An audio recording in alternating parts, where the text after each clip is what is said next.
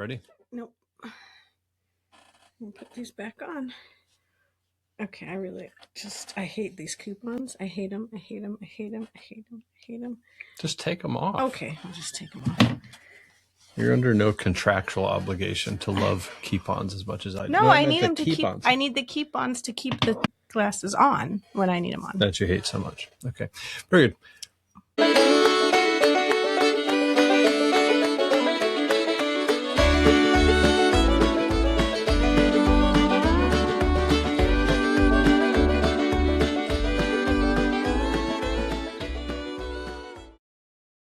Hello, everybody, and welcome to Cradle Convert. I am Steve Green, director of Holy Family Institute of Catholic Faith and Life, host of the Reasonably Rational YouTube podcast. And in addition to all of that, I am the Cradle Catholic. And I'm Becky Green. I'm the director of the Green Homeschooling Institute and everything else in our lives. Mm-hmm. I am the convert to the faith.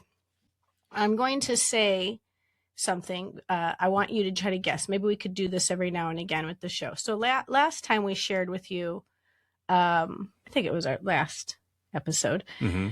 I shared with you about how Kateri just out of the blue and will ask some things, say some things, yes. And you have to then kind of like piece it together. Like, what could she be talking about? I think it's kind of a fun game now we can play. She's very stream of consciousness and will verbally speak a portion of that ongoing, like this. There's stuff up constantly here, working up here every now and again, like to which no one but her, she is privileged, right? Privileged. Sure. Oh, check your privilege, man. To which no one but her is, and then all of a sudden she'll say something, out, and no one has any context for it. No context. What? And you're trying to catch up, right? Like our first episode with the Muslims and the mummies and toilet paper. You'll have to go back and listen to it if you want this to be connected. So this one just. I want to see if you can guess. Well, you were there, but we'll just present it to the viewer. Just out of the blue, why are there naked angels on bicycles? Yep, that's all we got. So I want you to just ponder, think about it. Mark, get set, go. Okay, we'll give you like 5 seconds. Figure out why are there naked angels on bicycles for $1,000. Mm-hmm. Okay. Would you like the answer? Yeah. Go ahead. Playing cards. Yeah. Dear friends, playing cards. I don't know if any of you are owners of a deck of bicycle playing cards. They're fairly popular. You can find them at Walgreens, Walmart, CVS, pretty much any place that you can purchase playing cards. Other people are more, they like the B ones. There's like, I forget if B is actually the name of the card company, but those are also pretty popular. But anyway, we here at the Green household tend to be bicycle card players, and it had never, so I had noticed that there were angels, and angels oftentimes, because they're just sketchy like this, will go unclothed. So the unclothed angels, I think I'd probably noticed that. I had not noticed that the angel on the back of the bicycle card with no clothes on is in fact riding a bicycle. It's one of those like giant old timey ones that has the huge front wheel and then like the little back wheel sort of thing. But leave it to Kateri. She was looking at the cards. I don't know what card game we were playing. We play a bunch of different ones, but she was looking at the cards and she saw the naked angel riding a bicycle. And in the mind of a 10-year-old girl, that's a perfectly reasonable question. Right. If you're going to put some kind of design on your playing cards, walk me through the decision to make it a naked angel riding a bicycle. Yeah. That is actually, fair. That's a fair question. Yeah. It was one of the questions where when she asked it, I didn't have the answer, obviously, because no one has that answer except Mr. Bicycle himself. But then that became my question too. I'm like, it's interesting. Yeah. It's an interesting, why? What is the, like, if you're going to name your card company Bicycle, sure, I get the bicycle part, but why not just have like your little cover or back of the card just a bicycle, just bicycle, or a bicycle made for two. You could have two old-timey folks riding a tandem bike. I don't know, but it's a naked angel riding a bicycle. It's weird. Is that are we the only ones that have those kind of cards? No. Bicycle's like a super, it's a super popular card. Yeah. I'd never even. It'd be interesting to take an unexpected blind poll asking people what is the picture of on the back of your bicycle playing, but you're not allowed to look at them. Not allowed to look because I at bet a it. lot of people, even people who play a lot of cards, would be like, What is it? I think there's like an angel on there or something. Yeah. And then when they were like, oh my goodness. But is it really naked? Like, I can't remember what it looks like now. It might have underpants on. Okay. Well, just some the sort of underpants are not apparent. Right. Anyways, she's just full of those questions. So earlier today, we were making, I was making coffee. She was making the eggs. We were just having our little kind of morning chat in the kitchen. And she must have surveyed the items in her house. And she just said, how do people buy houses? And I'm like, that's the question for the ages, right? Yeah. How do you buy nowadays? But furthermore, she's like, how do you get the stuff when you first buy a house? And I said, lots of, hand-me-downs, free things like that. I started looking around our house and I was like, oh, we got that one because that person was giving this away. And I said, so then it got into this whole conversation about, when you buy a house and then you'll write into the contract what conveys, what doesn't convey, isn't that the word that they use, the real estate term? Yeah. About the refrigerator, the appliances, right down to the window treatments and the whole 9 yards. Yeah. So, and then you can negotiate if something is not in the original offer of what you're getting, you can ask. And so we had this nice conversation about it. And so that led to her asking well, in our first house, what did we bring to the table? And I'm trying to think about it. And as I'm trying to think of what our original furniture was when we first got married, that led to her asking about how long we dated, I think it was, before we got married. And I explained, oh, well, Daddy, we dated, but then Daddy went off to seminary. So we were broken up during that time. And then when he came back, we dated again. And she says, well, that wasn't a really good idea. and then she proceeds, because I start laughing about that. I said, oh, I thought the same thing at the time.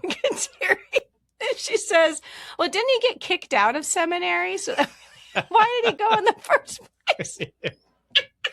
If you knew you were going to get kicked out at the end, why even bother going? That was a waste. Skip that step. That's pointless. So I explained to her. Yeah. So I said, well, he wasn't really kicked out. Well, wasn't he asked to leave? I'm like, it wasn't really. No, he was told to leave. No one asked me. I wasn't given an option. I was told, go away. No, dear listener, if you've never heard this story, I was a seminarian under former Bishop Thomas O'Brien, God rest his soul. And as a seminarian, when you came over the Christmas break, all the seminarians, each of the seminarians met one-on-one with Bishop, who would, of course, have received in the meantime feedback. He would have received your grades from the previous semester at seminary, feedback from your spiritual director at seminary, the formation staff at seminary would have theirs. So he would have kind of like a dossier on how are you doing and pride, the whole thing. Yeah, dossier. So I have no idea what was in my dossier. It's occurred to me a time or two in the 25 years since I was a seminarian that it would be kind of fun to, if I could, I don't know. Are you allowed to have access to that? I don't know. Is that top secret? If I could, if I'd be like, I would like you to relinquish to me, Diocese of Phoenix, my entire seminarian application file. And file like a Freedom of Information. It would be great. Act. It would probably be kind of, I would actually be really very interested. That would be interesting. Because I did in my application, I had that I was dating someone when I went off to seminary. That was me. And that actually resulted in seminary A, to which I was going to be sent, saying, actually, we're good. No, hard pass, declined, deleted.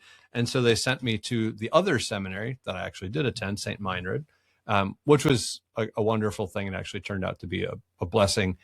Whole other story. Anyway, but so and in between the first and second semester of my second year in seminary, I came back, had my meeting with Bishop, and we were sitting there talking, and I was talking about just kind of the semester that was and what I was thinking about, what my spiritual director and I had been discussing. And then he just abruptly said, okay, I think you're done.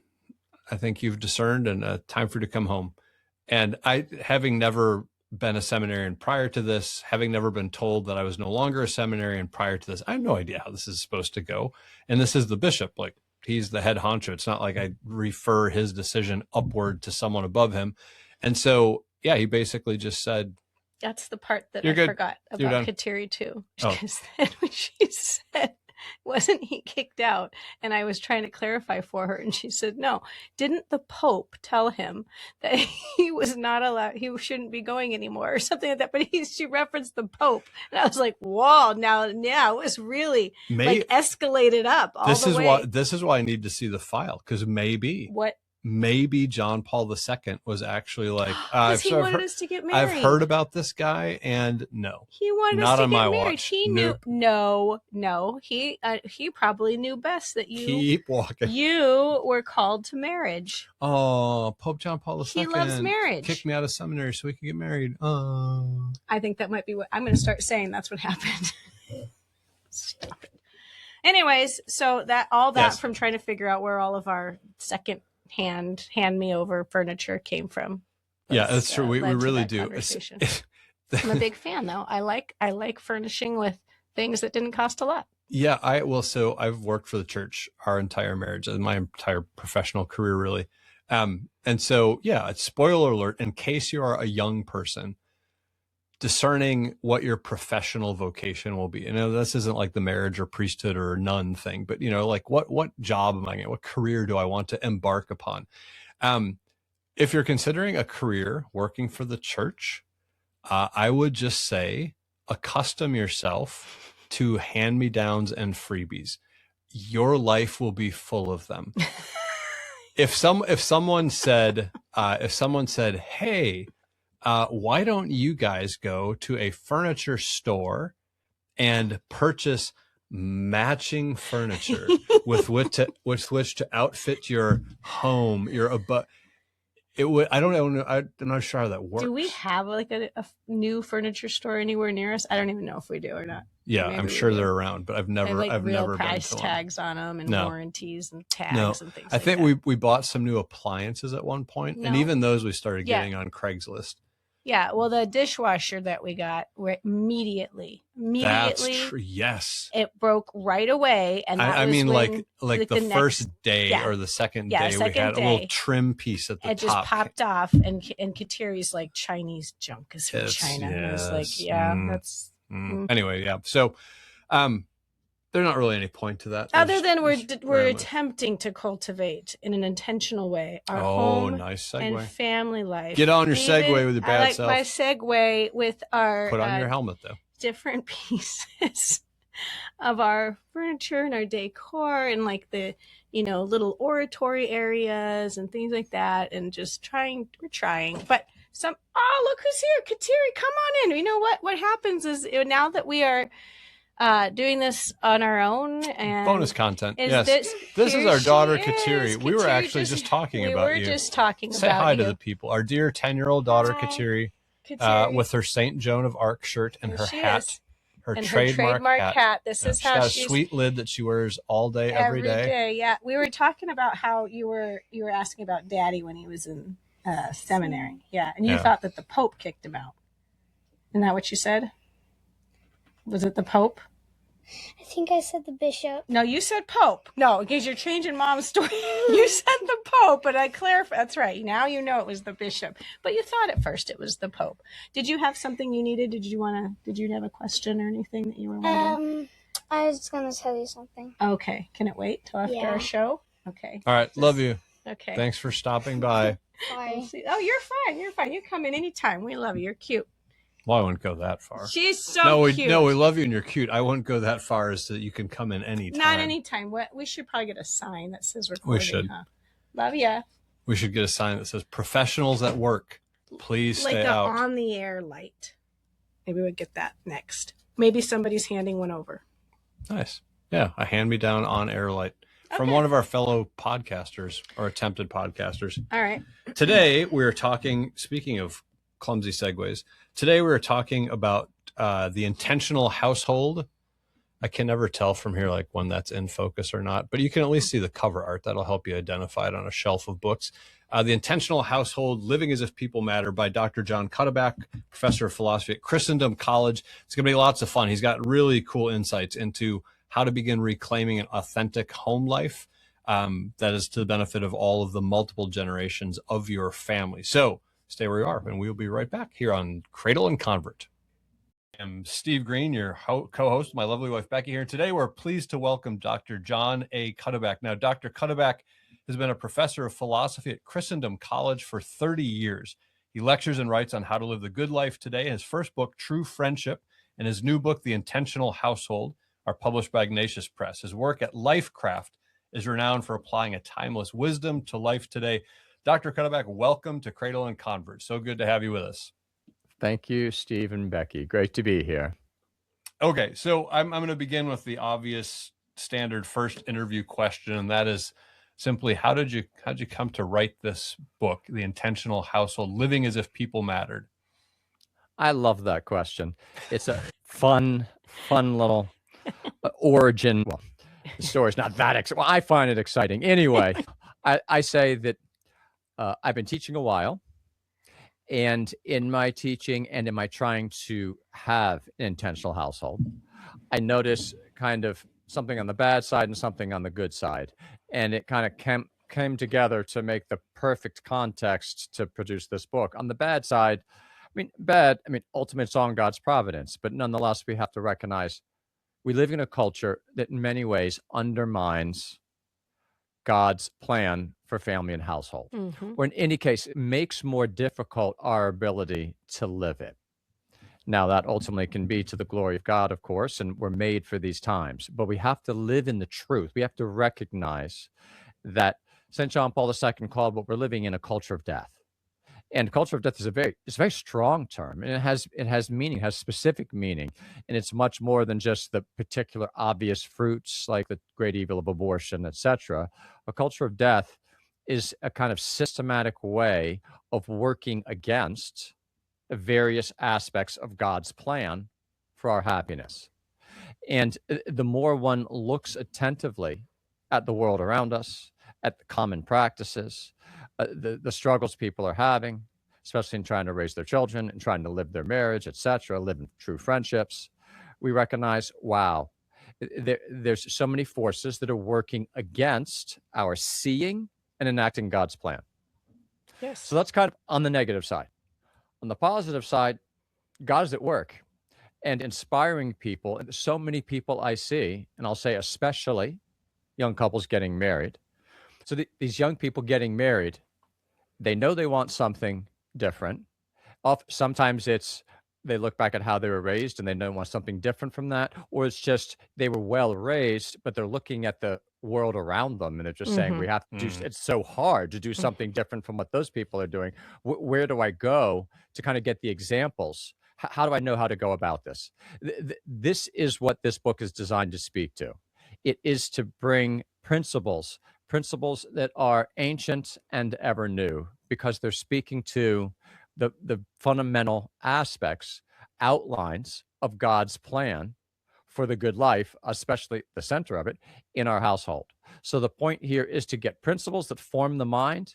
They also move the heart and inspire us and give people a sense of, yes, I knew I wanted something great here.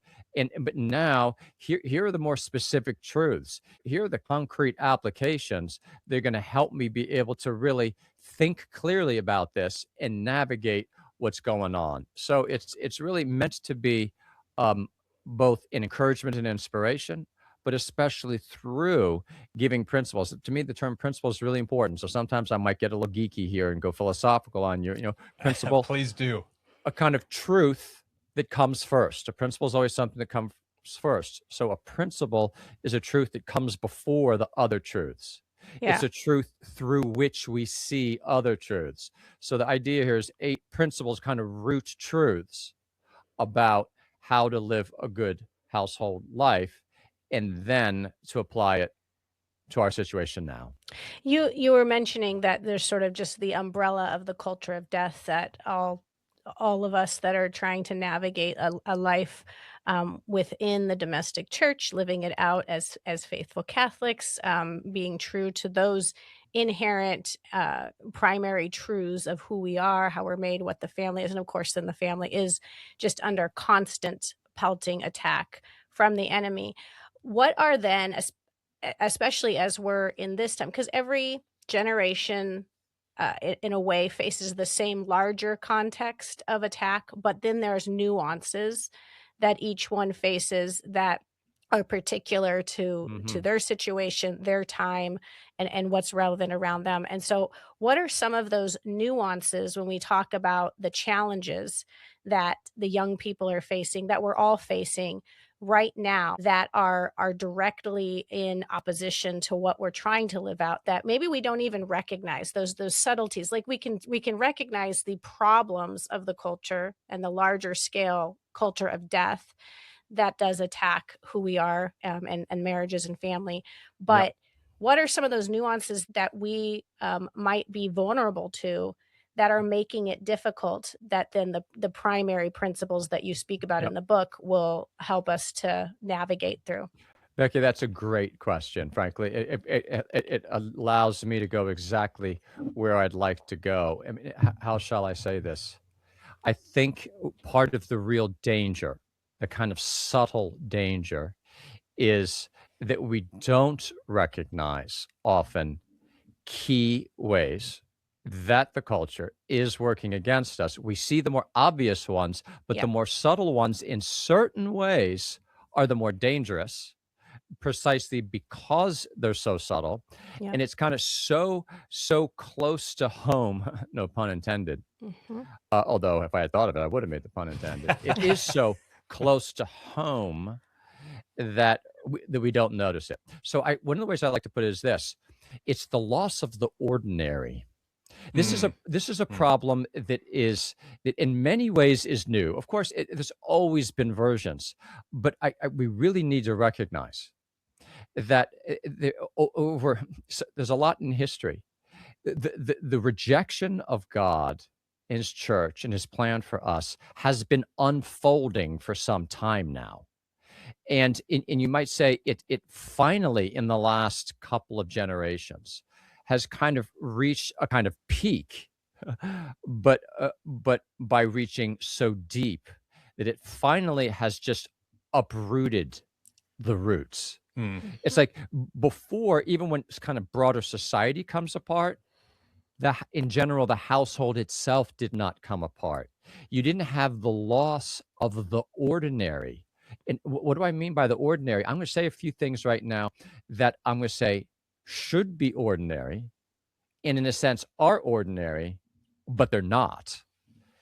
Sitting on the porch together, doing handwork together in the home and speaking as we do it, sitting around the fire, singing at the piano together, late hours just telling stories of the family and our history and who we are, going for walks together in the woods, to that Sunday afternoon, simply times of plenitude as a family, as just the whole household or several households together.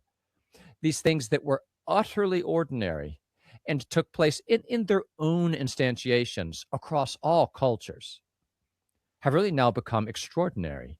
Yes. And that is what undermines things. Part of the reason I'm in such a good position to see this is, as you know, for 30 years, I've been looking at great young people coming out of great households, or in any case, those that are kind of really most trying to do, to kind of do this right, and still seeing the ravages of boys so disconnected from their fathers, the amazing lack of manners, the amazing lack of the ability to look people in the eye, have a good conversation, have quiet time, simply being in the presence of one another. The breakdown there, even among the good families, is noticeable, even dramatic. This is not to point the finger at people. It's just to recognize what we have. And so again, going back, Becky, the thing that I would emphasize there is, in a sense, here's the really exciting thing. Recovering the ordinary should always be in our power, precisely because it's ordinary. Doesn't mean it's going to be easy, but we're going to have to lean into rediscovering things, reenacting things that we didn't realize were so important until of the last several generations. They've been ripped out. Now, never before really have we had such an opportunity to say, wow, that's what happens when you remove these things from the household. We got to get them back. Yeah, amen. We're talking to Dr. John Cuddeback, professor of philosophy at Christendom College, author of a pair of books that are kind of companion pieces to one another. His first is True Friendship. The one we're talking about today is his newest, The Intentional Household, out from Ignatius Press. So, Dr. Cuddeback, you lay out these 8 principles. All of them are kind of essential to, as you said, sort of constructing a roadmap for somebody who maybe, and it's interesting, and you go into this in the book as well. Of course, to be able to take action on a problem that needs to be solved, or a challenge that needs to be met, or a shift in paradigm or practice, you have to first recognize that there's a problem. And even that is a challenge in a culture which is so profoundly distracted, and in which the default settings have by and large trended to this new hyper-technologized, isolated virtual connectivity instead of incarnational connectivity. So in terms of those 8 principles, maybe what would be a couple of and I know they're not meant to be taken in isolation, but I'm going to ask you to do it anyway. Yeah, sure. What might be a couple that you think are just particularly necessary for helping people see that there is a problem, that the way we're defaulting to things in our household is not actually an authentic household community life? And then what would maybe be some of the first kind of action step principles that they could take to begin pushing back against that new false paradigm? Again, great question. Thank you, Steve. The first couple principles are kind of at 50,000 feet, and they're important, but I'm going to skip them. With just kind of, just kind of points to, the first one is make household making a priority. Just to spend 20 seconds there. This is kind of partially what you said of, we got to recognize the problem, and we've got to recognize the fundamental outline of the reality we're trying to craft. What is this thing called household? An historical look, as well as the philosophical look, helps us recognize, wow, this is really complex and beautiful. And by the way, they don't happen by accident. So we're going to have to make it a priority. The next principle is about taking responsibility, then recognizing that, especially here, all of us are responsible in some sense for a household, but especially kind of the pinpoint husband and wife of, look, we have a crisis of responsibility in our society. It's because we are not recognizing what our responsibility is in the home.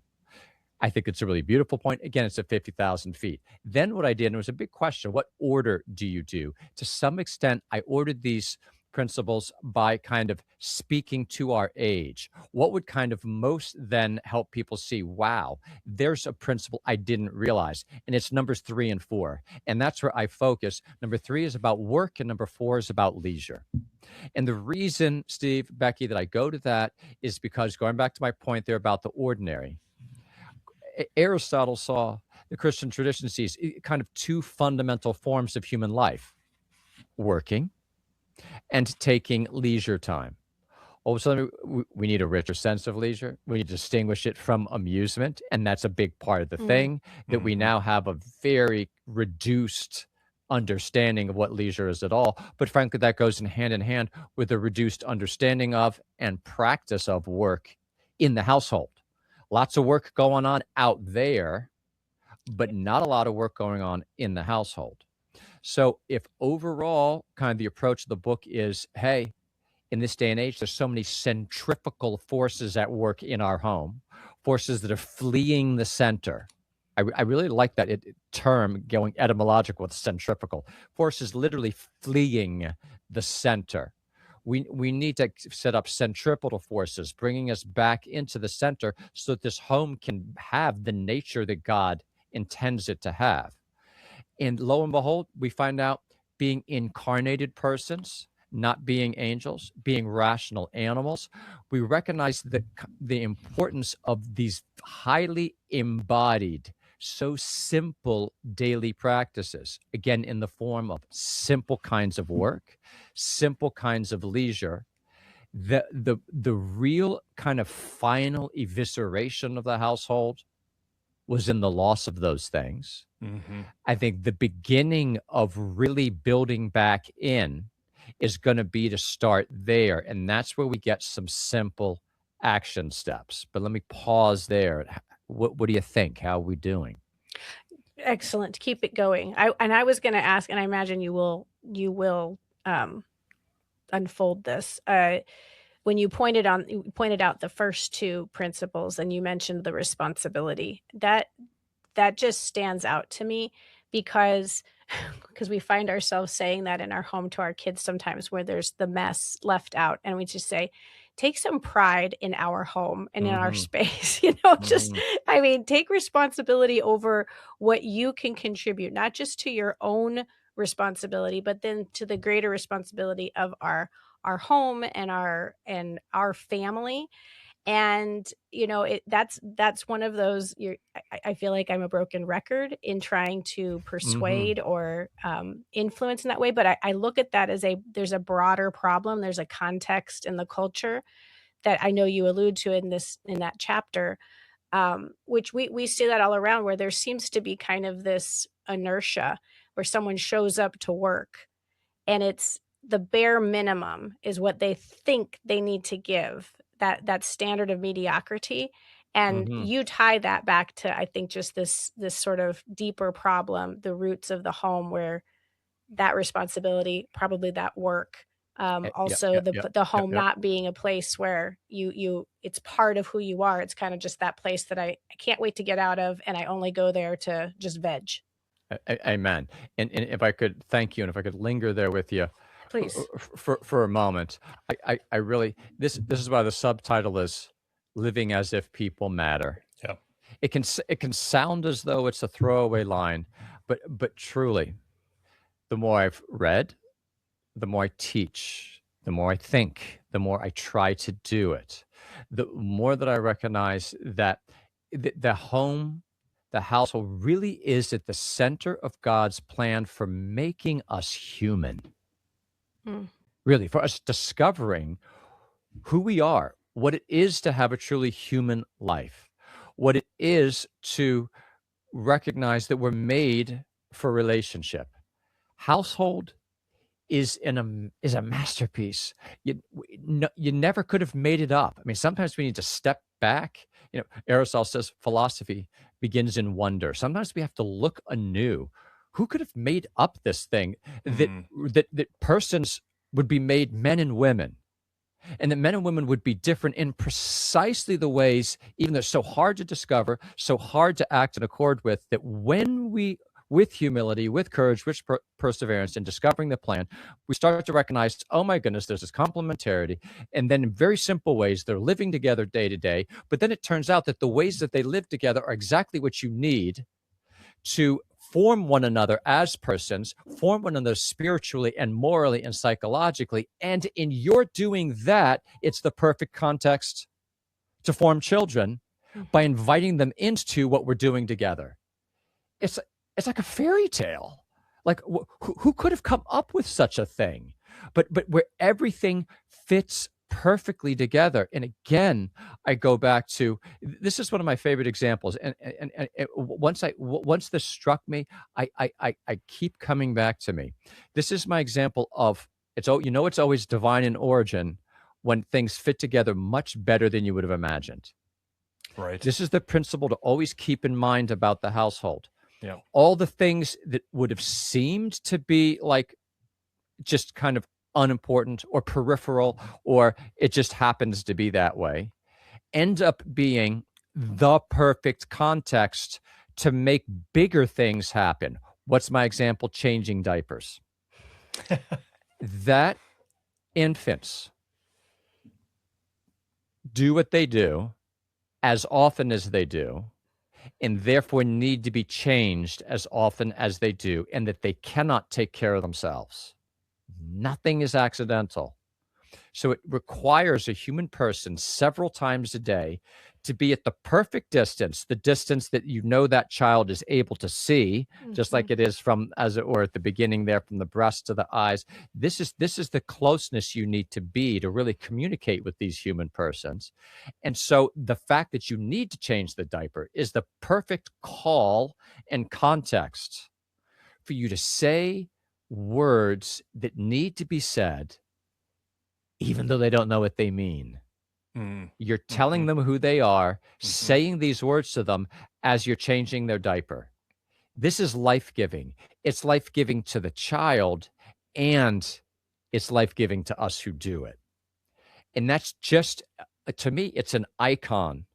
It's an icon of the fact that we need to eat several times a day, is a beautiful demand and call for the deeper kind of communion that comes of being at the meal together. That meals require work is a call to do that work, to not always farm it out to other people, to do the work that it takes to feed one another and then clean up, etc. Yeah. Because that will be the context where, again, you learn who you are, you learn you have something to say, you learn how to relate to people, you learn how to look them in the eye. These things that are so simple are so profound and at the heart of the matter. Yeah, we're talking to Dr. John Cuddeback. He is professor of philosophy at Christendom College and author of The Intentional Household: Living as Though People Matter, a great new book out from Ignatius Press.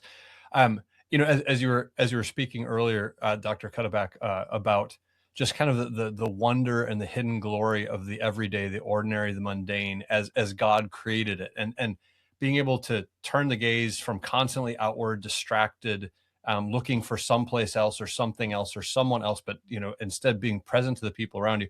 It just, that what popped back in my head was that beautiful G.K. Chesterton quote, where he says, "The most extraordinary thing in the world is an ordinary man and an ordinary woman and their ordinary children." Just that beautiful refocusing on what a marvelous gift it is, and so easy to overlook. But I wanted to, because you brought up diaper changing, which of course is a fond memory for all of us who've had the opportunity to do that a time or two. In the book, you place a heavy emphasis on attentiveness to and care for the young and the old.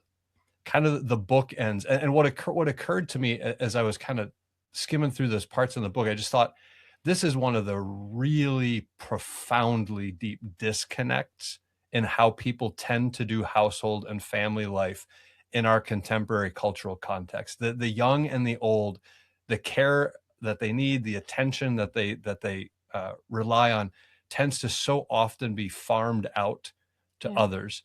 It's almost a burden and obligation, I think is how people feel. And so just speak to the significance of that attentiveness and care given to the old and young as part of our households, not as send them off somewhere and let somebody else handle that part of it. There's so much here. It's all interconnected. Let's think about this for a moment. Sometimes people ask, how did this happen? Why have we eviscerated our homes? Don't worry, this is very much, I think, going to be to the point of your question. What I often say there is we've inverted the scale, the hierarchy of goods, of what really has value. Our notion today of success is a very thin one. It's very glitzy and appealing, but it misses what the true glory of human life is.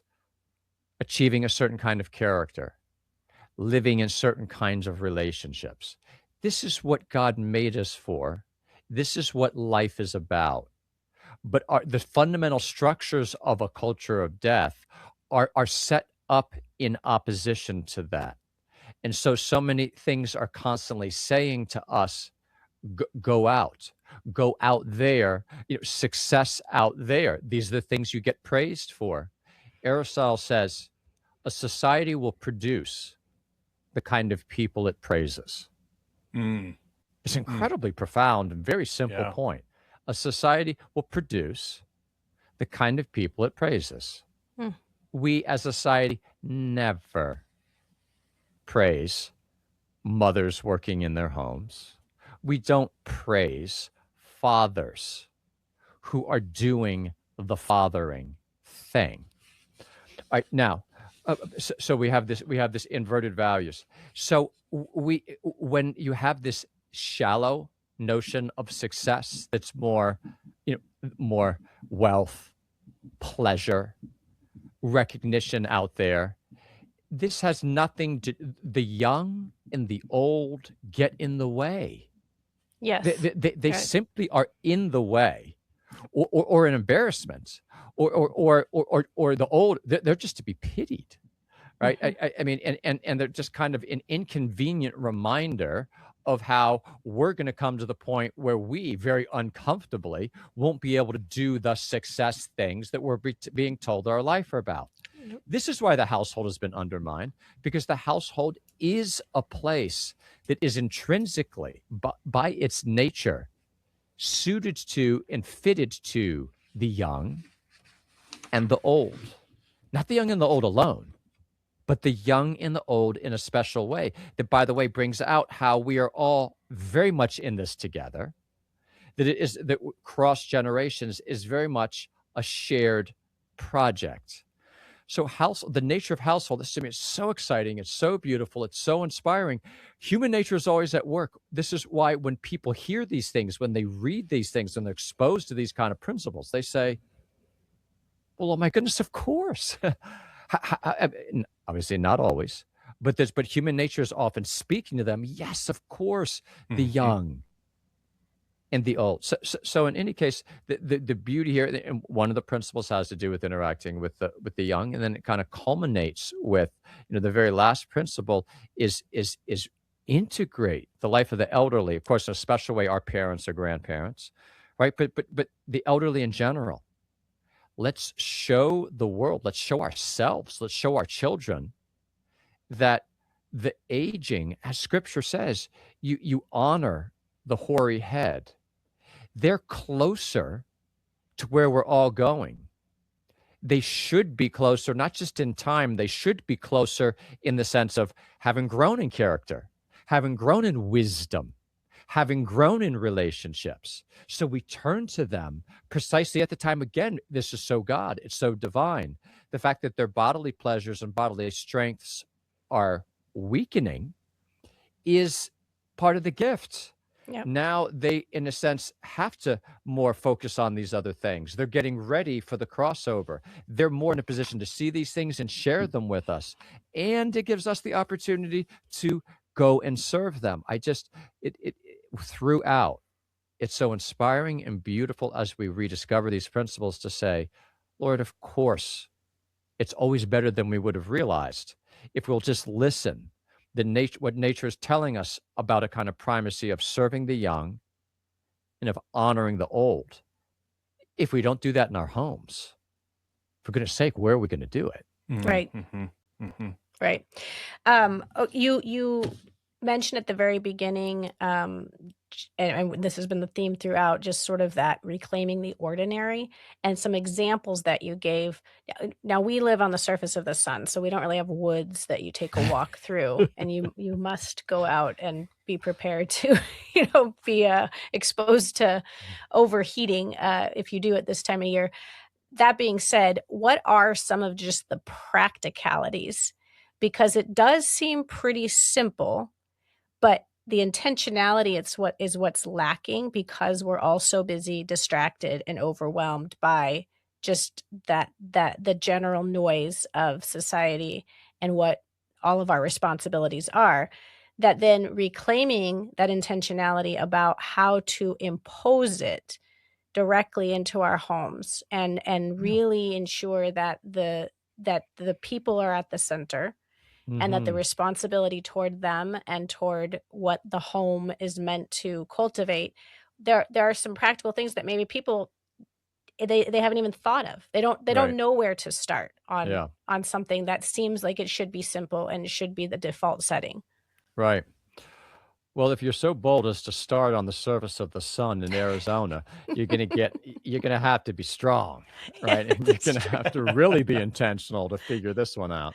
Yeah. But I like to go to kind of three things as the starting points, again, with the theme of rediscovering the ordinary, work, leisure, and then something that kind of beautifully rides the line that includes both is how we eat together.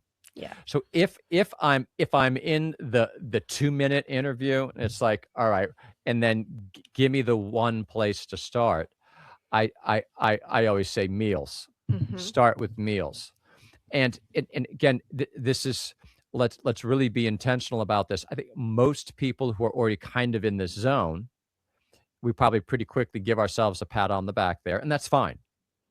But let's, in any case, wherever we are, let's talk about how maybe we can up it a little bit. Are we making our mealtime what they can be? Not in a scrupulous way, not a self-flagellating way. Wherever we are, how can we move the needle a little bit? Is it a time? First of all, we have the before and the after, and that's going to connect nicely to the next thing we'll say about choosing a good work or two, and choosing a good straightforward leisure or two. This can be built into this whole eating thing. So just, the whole before thing, having a garden is a nice before. Oops, Phoenix. Well, anyway, sorry. My garden's dead right now. Thanks for Yeah, that reminder. I just realized that. And if there's a sheep in the Literally backyard, wilting tomatoes that look like, okay. All right. There's still, so you might not be able to have a garden. All right. But broadly, many of us, in case, stick with the example for just a moment, the kind of work that goes into where does food come from. But the good news is, even in Phoenix, well, maybe you can cook without stoves, do the old cook on the windshield thing. But the whole thing of how we prepare our food, this is a beautiful home art. Yeah. It's a noble home art. It's not the highest of arts, but it's a beautiful one, and it's central. Think how expressive it is of culture. To intentionally say, how are we going to work together on this? How are we going to, because for many people it is burdensome. My wife she's a great cook. She doesn't enjoy cooking. How can I go into it with her? How can I pass that on and involve the children? That's the before the meal. Part of the before the, how can we set a table with dignity? How can we make a space that says to ourselves, to one another, and anyone else who comes, love the theme of hospitality, what we can say to them about who we are and about who they are, including who they are to us, by how we set the table and we welcome them to it, which very setting itself is a shared activity, is a beautiful kind of work. Eating with manners, working in an appropriate way on developing manners together is a huge way of being in it together. Our shared humanity is expressed in it. How we go about, particularly dad, being there, technology off, engaged, even if tired. How are we drawing people out? I love to say that the table is where people learn, I have something to say. I tell you, there's a lot of people out there who don't feel heard. This is not a throwaway point. This is huge. Yes. And it's not like those people. I mean, it's like probably my children, right? It's hard. It's a big part of parenting is showing children that they are heard.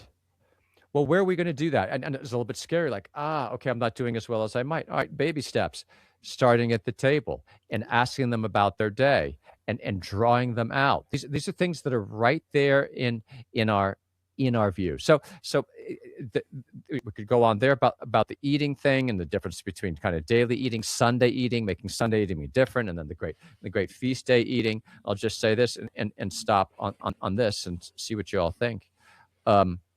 Choose one work that you're going to do together in the household. And we've already given a couple good examples. Maybe it's a garden. Maybe it's the home art of cooking. Maybe it's something like carpentry. Maybe it's home decoration a certain kind of way. People make clothing still. There's a whole kind of cluster of home arts. You can't try to do all this stuff. It doesn't work today. It really doesn't, at least for the vast majority of us. But for the sake of restoring the ordinary and having the context of relationships, choose one. Yeah. As I explained in the book, I chose to raise pigs and slaughter them. That's not going to be something that everybody's going to do. But the point is, see the principle and then do it in your own way, according to whether you're in the suburbs or wherever you are. And then likewise, choose certain kinds of leisure times. Is it reading out loud? Is it singing? Is it storytelling? Some combination of these. Choose one or two. Start to make this what you do. You can start that today. I love it. I love it. So good.